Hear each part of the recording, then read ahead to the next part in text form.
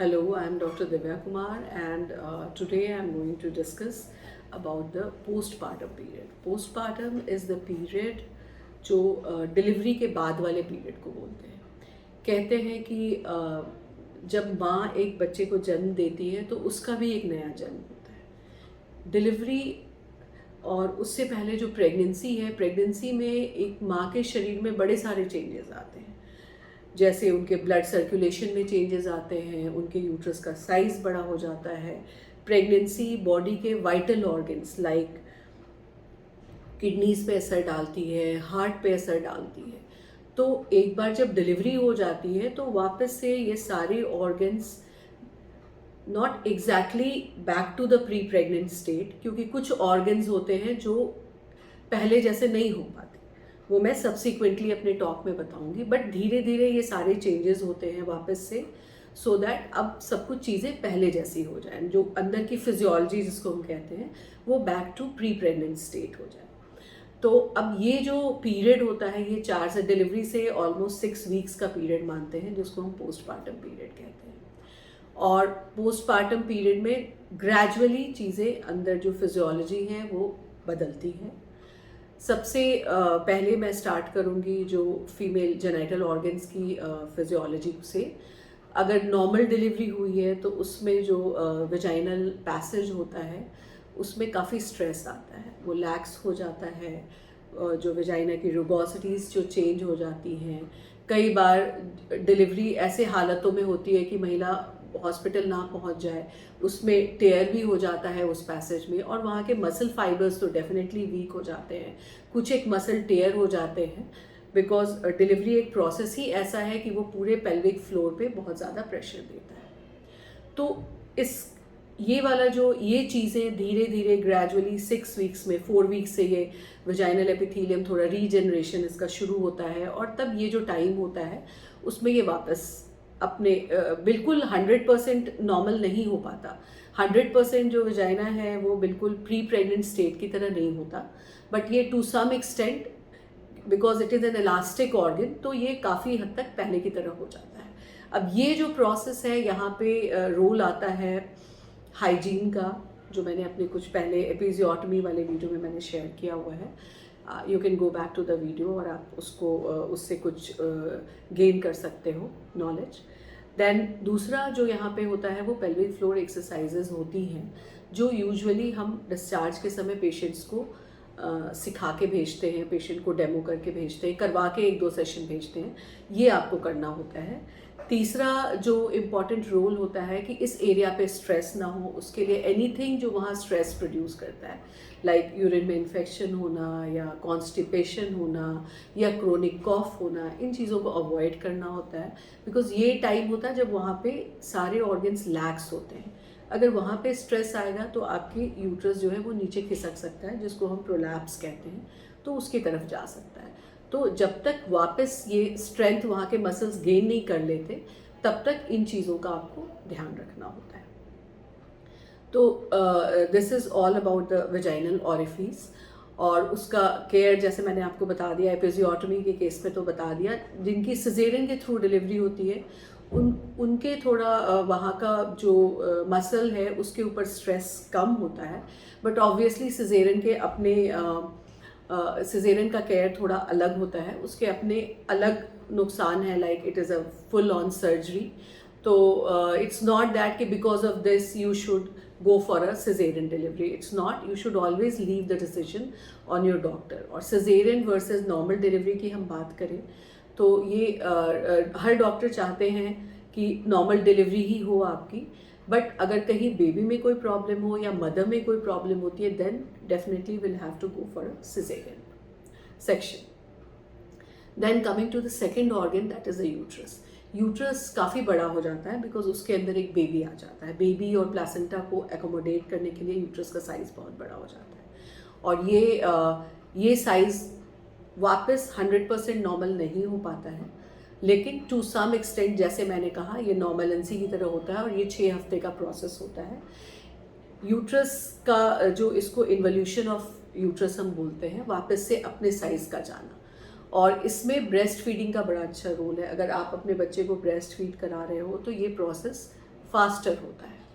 तो तब तक जो ये 6 हफ्ते का पीरियड होता है उसमें बिकॉज यूट्रस इन्वॉल्यूट हो रहा है और उसके अंदर की लाइनिंग थोड़ी थोड़ी शेड होती है, तो आपको वेजाइनल डिस्चार्ज भी हो सकता है, जिसको हम मेडिकल लैंग्वेज में लोकिया कहते हैं, या लेमैन लैंग्वेज में जो आप कहते हो कि सफाई हो रही है और गंदा पानी निकल रहा है। तो इट्स लाइक जो अंदर की लाइन होती है वो थोड़े थोड़े करके शेड होती है। पीरियड्स की तरह का डिस्चार्ज आपको आ सकता है। उसका colour red to pinkish white to white हो सकता है, येलोइश वाइट हो सकता है। बट अगर आपको कोई फ्रेश बाउट ऑफ ब्लीडिंग हो रही है या आपको बहुत सिवियर पेन हो रहा है या उसके साथ फीवर एसोसिएटेड है, तो ये तीनों चीज़ें जो हैं पोस्टपार्टम सेप्सिस या इन्फेक्शन के चांस को डिनोट करते हैं, और इसको बहुत सीरियसली लेना चाहिए, क्योंकि प्रेगनेंसी अकेला फिजियोलॉजिकल कंडीशन है जो that can kill a women, that can kill a mother. और इसके एग्जाम्पल्स हैं celebrities like Smita Patil, they lost their life, she lost her life because of postpartum complications. तो ये वाला पीरियड को हमें बड़ा सीरियसली लेना होता है। अगर जैसे मैंने आपको बताया कि फ्रेश बाउट ऑफ ब्लीडिंग है, सिवियर पेन है और आप बहुत ज़्यादा वीकनेस फील कर रहे हो और फीवर है, तो इन चीज़ों को कभी भी इग्नोर नहीं करना चाहिए। Immediately you should consult a doctor, because that the whole thing which is coming from the uterus वो थोड़ा डर्टी होता है। तो वहाँ पे अगर आपके हाइजीन में कुछ कमी रह गई या आपका अपना ही इम्यूनिटी लोअर्ड है या आपके खान पान का अच्छे से ध्यान नहीं रखा जा रहा है, तो आपको इन्फेक्शन हो सकता है। और ये इन्फेक्शन इतना सिवियर हो जाता है अगर टाइम से इंटरवीन नहीं किया गया, तो ये आपको आपकी मौत का भी कारण बन सकता है। तो यहाँ पे ये बहुत इम्पॉर्टेंट मैसेज है कि इन अलार्मिंग चीज़ों को आप बहुत ध्यान से देखें, एंड डेफिनेटली कुछ भी आपको प्रॉब्लम हो you should consult your doctor. तीसरी जो चीज़ होती है, जो चेंजेस आते हैं वो ब्रेस्ट में आते हैं। बिकॉज आप बेबी को फीड करा रहे हो, आपके ब्रेस्ट का साइज़ बढ़ जाता है, आपके ब्रेस्ट लैक्स भी हो जाते हैं।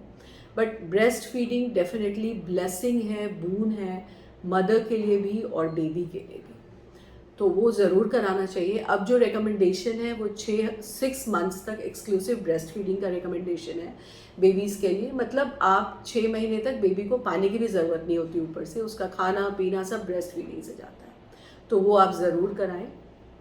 That is healthy, that protects you against breast cancer. और बेबी के लिए तो जैसे कहते हैं माँ का दूध अमृत के बराबर होता है।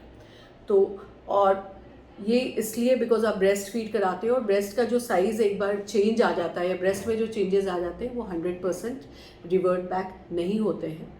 तीसरा I mean like the next जो चीज़ें होती है वो आपके एब्डोमिनल वॉल पे आपको स्ट्राया हो जाता है। मार्केट में बड़ी सारी क्रीम आती हैं, दे विल लाइक क्लेम कि 100% स्ट्राया इससे आपका ख़त्म हो जाएगा, बट नहीं। ये जो स्ट्राया जो होते हैं they are like trophies of motherhood, so you should accept it like a, जैसे बॉडी पॉजिटिविटी हम कहते हैं। तो पहले आप मदर नहीं थे, अब आप मदर हो, तो now you have some new changes, new things in your body and you should embrace it happily. So these are the things. जो नेक्स्ट जो होता है, बिकॉज यूट्रस के आसपास ही हमारा यूरिनरी ब्लैडर होता है, तो ब्लैडर का फंक्शन भी थोड़ा अफेक्टेड हो जाता है। तो इन सब के लिए पेरिनियल फ्लोर एक्सरसाइजेज हैं जो आपको बहुत हेल्प करते हैं एंड वो ज़रूर करना चाहिए। Then coming to the next, जो हमारे ब्लड सर्कुलेशन में ड्यूरिंग प्रेगनेंसी क्लॉट होने की, मतलब खून के थक्के जमने की टेंडेंसी बहुत बढ़ जाती है। तो इससे क्या होता है कि अगर आप कंप्लीट बेड रेस्ट हैं, कई लोग होते हैं कि डिलीवरी हो गई अब एकदम कंप्लीट बेड रेस्ट, तो वो भी गलत है। आपको अप एंड अबाउट होना चाहिए। जो normal instruction we give when the mother is discharge from the hospital, whether it is a caesarean और a normal delivery, that she is able to take care of her self and her baby.